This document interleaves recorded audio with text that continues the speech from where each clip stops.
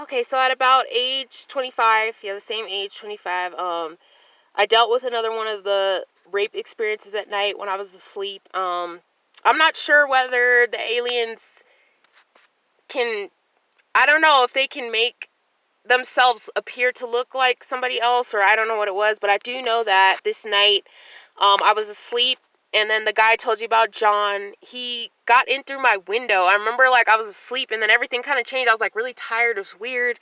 I remember, like, he came in, and then it was, like, he started to have sex with me, touch me, and everything, and all that, and take off my clothes and stuff, and I was asleep, and I remember just being asleep and not really knowing what's going on. I was kind of, when you're out of it, like, just really tired, and, I remember, yeah, he was having sex with me, and I remember kind of being a little bit awake, and then he, like, you know, ejaculated inside of me, and I'm like, wait a minute, what if I get pregnant? And then he goes, oh, well, that's the point. And then next thing I know, like, he said he had to go, that he had to, like, hurry up. He said that he was using something to keep everybody in the house asleep while he was doing this. And, from what I remember, it wasn't, actually, you know what? It wasn't even nighttime. I'm sorry. Let me fix that, scratch that. So it wasn't nighttime. It was actually daytime, now that I think of it. Now that I remember. I remember it being light in the room and stuff. And I remember, yeah, he said that he was using that to, keep everybody asleep in the house, so he had to hurry up and get out. So I remember he climbed out of the window, and then I remember falling back asleep really fast.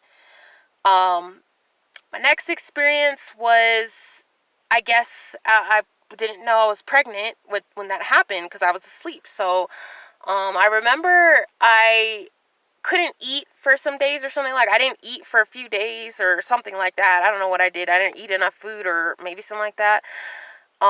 So I ended up having one of the worst traumatic experiences I ever had. I remember feeling like I had a loss of appetite and all this, and I had all these issues, so I wasn't eating. And then I remember, next thing I know, I was transported in the middle of the night to the ship, to the hospital lab looking like place or whatever. I remember that same dark brown, like, reptile guy. He was there. He started talking to me, and he began to yell at me.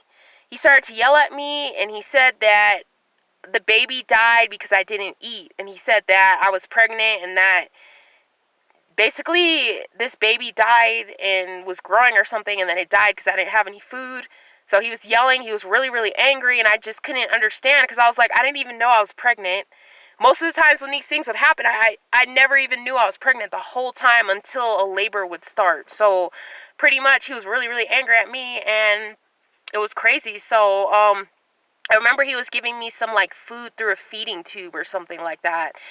And there was this doctor. This doctor is the same doctor that would always deliver my babies. And her name is Dr. Greep.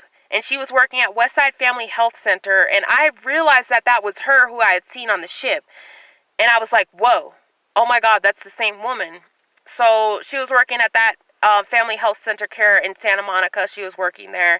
And I was like, wow, that's so interesting. And so yeah, so pretty much she, I guess, was coming down to earth or whatever, something like that. It was just kind of weird, but okay. So back to what was happening on the ship. So I was lying on the hospital bed. She sat on my legs.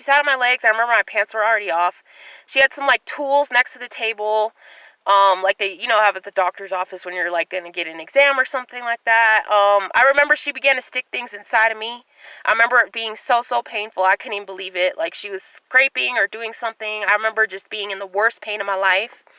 And I couldn't even believe what's going on. I was screaming. I was in the worst pain. I was so scared. And I could not move. Every time that I would try to move and leave, like I said, when they look at you, they can just look at you, and then they can make it to where your body's paralyzed.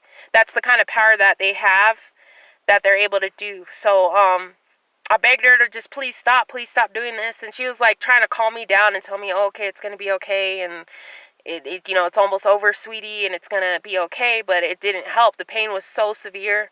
I know that the reptile guy definitely ordered this to be happen because he was angry. He wanted me to be hurt and be in pain.